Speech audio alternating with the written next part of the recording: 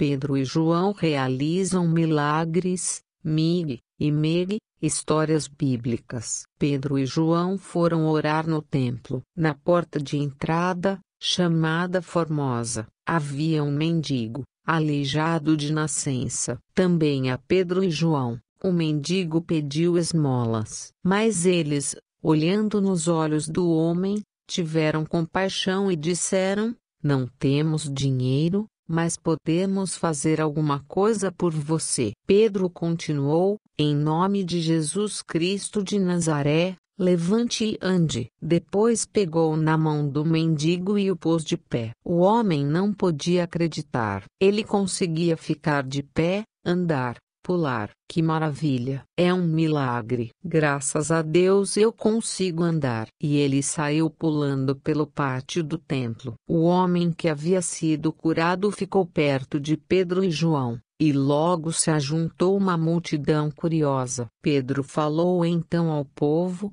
israelitas, por que vocês estão olhando como se nós tivéssemos feito um milagre com as nossas forças? Vocês se lembram de Jesus, aquele que morreu na cruz? Pedro continuou: este Jesus ressuscitou dos mortos pelo poder de Deus. E é pelo seu nome que as pessoas podem ser curadas. É dele que todos os profetas falavam e profetizavam. Este Jesus está vivo e é o Messias. Arrependa-se dos seus pecados e comecem uma nova vida. Como o agito era grande, as autoridades religiosas, fariseus e o sumo sacerdote Anás ficaram preocupados. Eles agarraram a Pedro e a João, e, como já estava anoitecendo, os lançaram na prisão. Muitos, no entanto, ficaram impressionados e creram nas palavras dos apóstolos e se tornaram cristãos. Na manhã seguinte eles foram levados ao sinédrio para darem explicações aos sacerdotes. Pedro,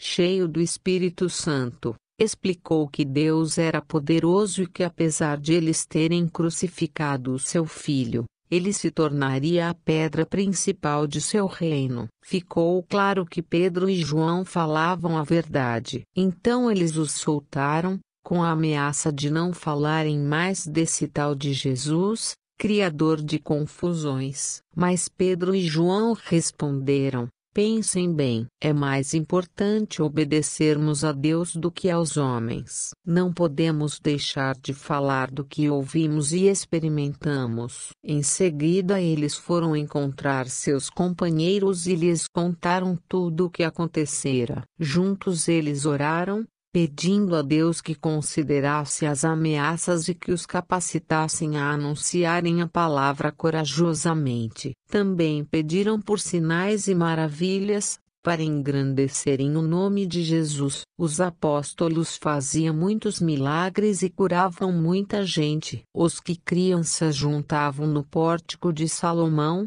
onde se reuniam todos os dias. A fama e o conceito dos primeiros cristãos cresciam dia a dia. Muitos não tinham coragem de se unirem a eles, mas os admiravam muito. Outros traziam os doentes em camas e macas, e também os lunáticos e atormentados por espíritos, na esperança de serem curados. Esperavam que ao menos a sombra de Pedro os tocasse. Assim o Senhor lhes acrescentavam, a cada dia, novos seguidores, tanto homens como mulheres. Então os fariseus, cheios de inveja, mandaram prender os apóstolos numa prisão pública. Mas durante a noite, um anjo apareceu. Ele os levou para fora, sem que ninguém percebesse, e deu a seguinte ordem: entrem no templo e preguem a mensagem de Jesus. Ainda cedo, os discípulos já se encontravam no templo. Os fariseus não entenderam nada. A prisão estava fechada, com os guardas na frente, mas os discípulos estavam no templo,